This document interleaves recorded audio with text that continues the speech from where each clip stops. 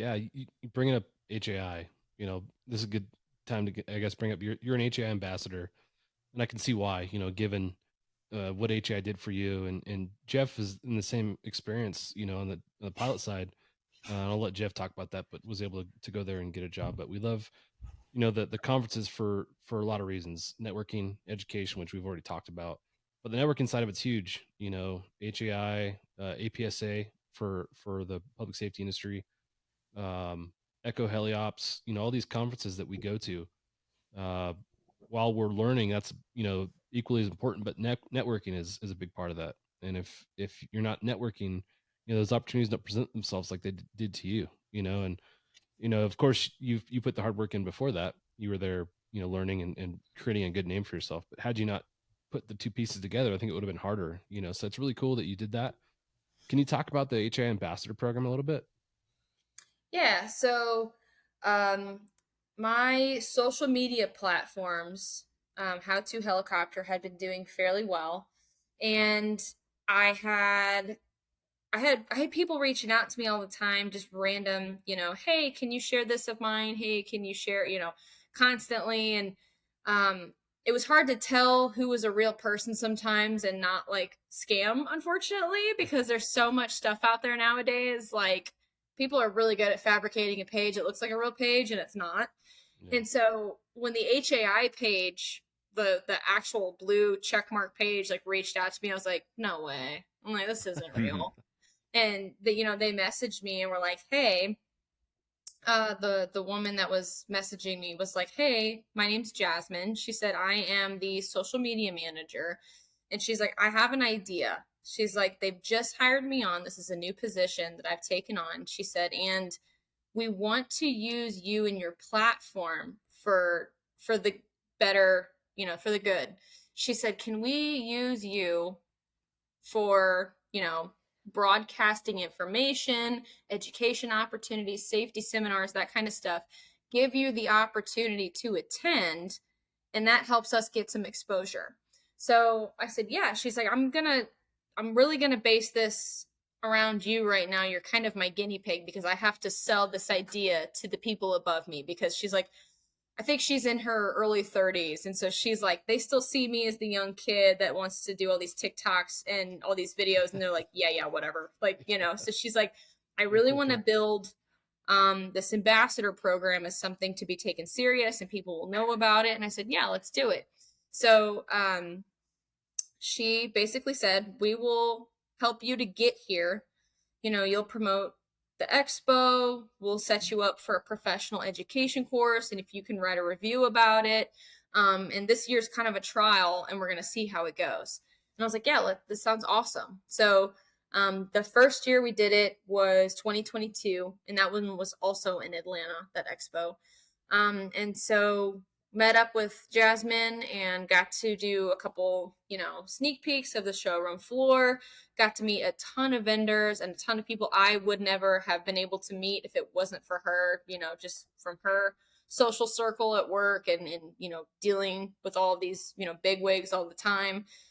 So that really opened a lot of doors for me, becoming an HAI ambassador. And now it's a thing. People know that I am an HAI ambassador, or they know about the ambassadors program, and they've added a couple other awesome people to their list.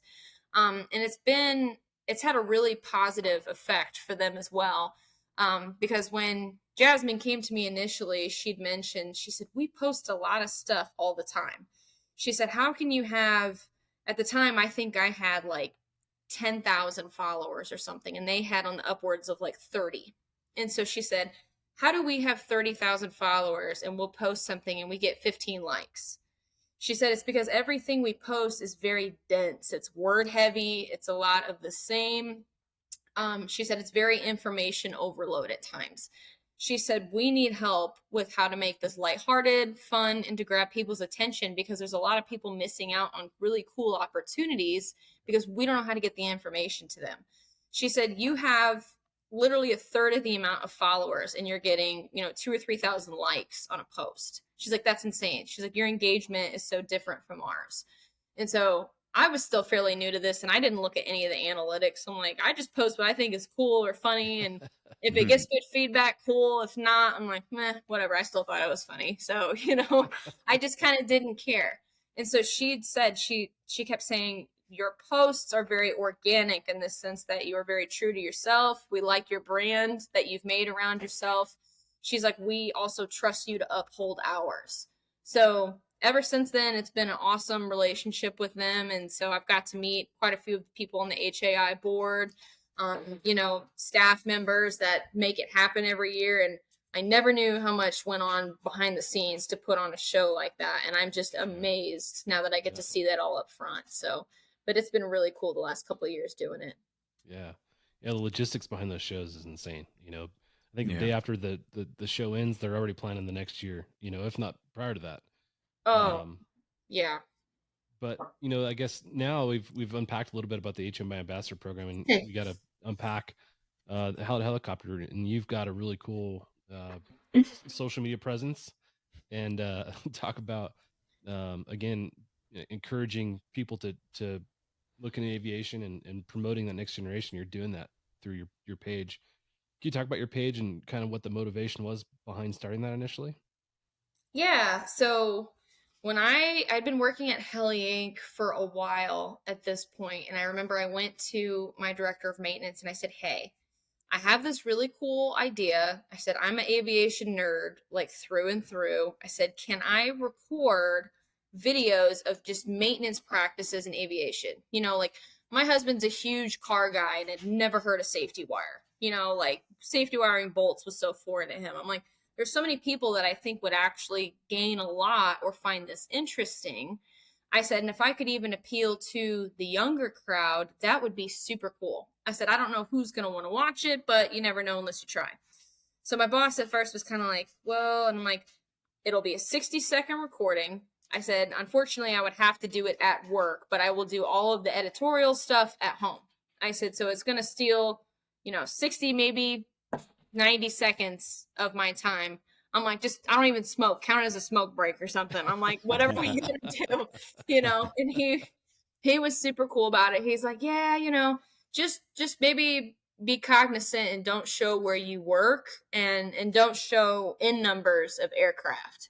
And so I was like, that's cool. I was like, I can do that. So the first couple videos I ever did were just of my hands. I would set something up. It didn't even have me in it, just me talking.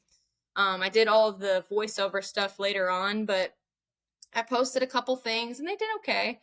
And then the best post I ever did, I posted a video of a Thomas coupling. So between a couple drive shaft segments, I replaced the Thomas coupling and showed the drivetrain spinning. So I never put two and two. I guess a lot of people have never seen a helicopter uncowled and the moving parts to get from one end to the other. And so I just really quickly made a 60-second video, ended up going on a Memorial Day vacation with my family, turned my phone off. I was at the lake, no service. I get back and I still had my notifications. It was actually on TikTok. I had it turned off. And my friend calls me and she says, someone just showed me your video on the flight line. And she works in California. And I'm like, no way. And she's like, yeah. So I turned the app notifications back on and it had like 3 million views. And I was like, I need to go talk to my boss again.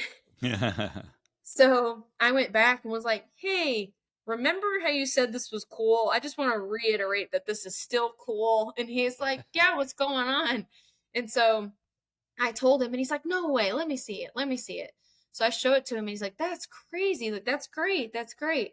So I kept making short videos. And then my boss actually eventually was not shortly after all this, had a Bell tech rep and a Rolls-Royce tech rep email him and say, hey, we've put two and two together from paint schemes on aircraft, which I didn't even show an in number or, the logos. But they said, we've put two and two, we figured out where she works, but we just want you to know that she's doing a really cool thing and she's doing a great job. And if she needs any help, have her reach out to us. We would love to be able to help her. And so he's like, okay. So then he came back out and was like, hey, you can show where you work and in numbers. That's really not a big deal because it was good PR for them. Yeah, And win-win. so after that, they kind of let me run wide open with it, and I was able to do kind of whatever. So at that point, I was setting up time lapses all the time. I would set up a tripod and just kind of leave it. And, the guys would walk by and they're like, "Are you making another TikTok?" And at first they gave me hell for it. They just teased me. But then after a while, they were like, "Hey, you should do a video of this." Or, "Hey, like this would be a cool time lapse. You should do that." And so after a while, they ended up getting on board too. And they're like, "That's actually kind of cool." And so it kind of built off of that, and it's gone really well. The platforms I use the most are TikTok and Instagram. I never really was going to use TikTok. All I ever used it for was to edit the video because it has a very, very easy editorial process. And so I would just post it there just because, and then post that TikTok onto Instagram with the verbiage I wanted. Well, then TikTok was doing way better than Instagram. So I'm like, well, I think I should maybe put forth the effort on TikTok too. So those are the two platforms that I use the most. But it's done really well, and I've gotten a lot of really good feedback from it. So I'm glad it's grown into something positive and people know what it is now. So that's been pretty cool to see over the last couple of years. Yeah, no kidding. It's really interesting how people consume information now, and that's seems to be the most prominent way that people do consume information, especially the younger generation. And I think from a recruitment standpoint, that's really what we're interested in, right? We're interested in promoting that next generation, growing interest in aviation, and you're doing that, awesomely. Good job. That's really cool to see.